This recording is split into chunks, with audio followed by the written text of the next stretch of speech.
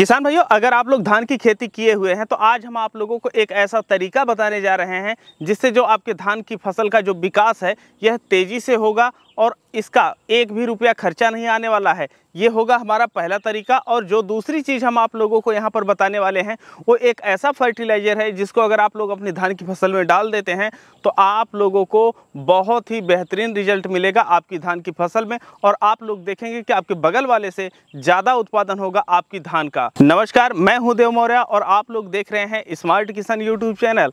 अगर अभी तक आप लोग स्मार्ट किसान यूट्यूब चैनल को सब्सक्राइब नहीं किए हैं तो सब्सक्राइब करके बेल का आइकन दबा दीजिए, जिससे आप लोगों को खेती बाड़ी से संबंधित सही सटीक और व्यवहारिक जानकारी समय समय पे मिलती रहे। किसान भाइयों, जो हम सबसे पहला तरीका आप लोगों को बताने जा रहे हैं ये बहुत ही पुराना तरीका है और पहले से ही किसान भाई इसको प्रयोग करते हुए आ रहे हैं, लेकिन आज के समय में लोग ये समझते हैं सिर्फ रासायनिक चीज़ों को डाल देने से ही आपकी फसल का उत्पादन बढ़ जाएगा। तो ऐसा नहीं है। ये जो पुराना तरीका है, पहले के जो किसान भाई प्रयोग करते थे उनको बहुत ही अच्छा उत्पादन मिला करता था।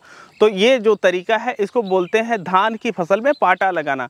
और जो पाटा होता है या हेंगा होता है, इसको अलग अलग जगहों पे अलग अलग नामों से पुकारा जाता है। तो आप ऐसा समझ सकते हैं कि जब भी आप लोग कल्टीवेटर की सहायता से अपने खेतों की जुताई करते हैं तो उसके बाद उसके ऊपर जो उसे समतल करने के लिए या जो बड़े बड़े ढेले होते हैं फोड़ने के लिए जो यंत्र प्रयोग किया जाता है उसको बोलते हैं हेंगा या पाटा। शुद्ध हिंदी में उसको पाटा बोलते हैं। तो ये जो पाटा होता है, जैसे जब हम लोग अपने धान की जो फसल होती है उसका प्लांटेशन कर देते हैं और प्लांटेशन करने के बाद लगभग 15 से 18 दिन पर जो हमारी धान की पौध होती है ये अच्छे से लग करके तैयार हो जाती है। और जब ये लग करके तैयार होती है तब विकास करना शुरू करती है और उसी समय जो किसान भाई होते हैं धान में पहली खाद भी डालने जाते हैं। तो ये जैसे कि हमारे पास एक धान का ये पौधा है तो आप लोग यहाँ पर देख सकते हैं।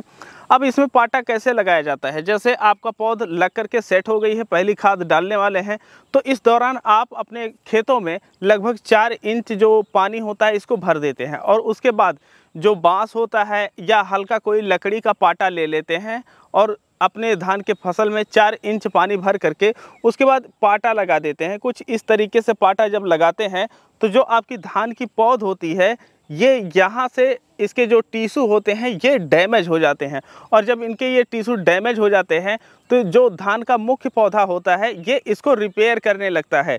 अब इस रिपेयर करने के दौरान जड़ें जो भोजन बना रही होती हैं तो मुख्य पौधे को नहीं देती हैं, जिसकी वजह से यहाँ पर जो है कई सारे कल्ले निकल करके सामने आ जाते हैं। तो जो हमारी धान की पौध होती है ये बहुत मोटी हो जाती है।